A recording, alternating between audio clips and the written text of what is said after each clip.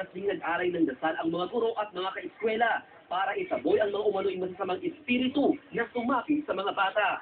Ayon sa guro, tinariban umano ng 100 kaluluwa ang mga estudyante matapos silang mag-spirit of the class.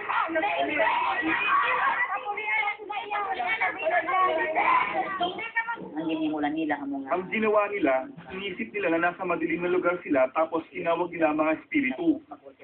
Paniwala pa ng prinsipal, sa puno ng balete sa eskwelahan naninirahan ang mga espiritong sumanib sa mga estudyante. Sabi ko, kung totoong may engkanto sa puno, bigyan ako ng sign. Tapos bigla na lang may lumabas na ahas. Tapos nagpaikot-ikot sa puno at biglang nawala.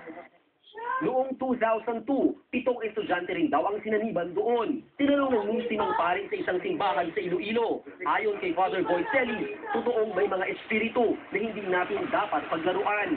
We accept that there are things that we cannot see with our eyes. Now, we are not supposed to play around with that. The presence of evil is in our society. Ngayon, naggusto lang ghost town na ang paaralan matapos ang pangyayari. Takot pa rin magbalik eskwela ang mga estudyante.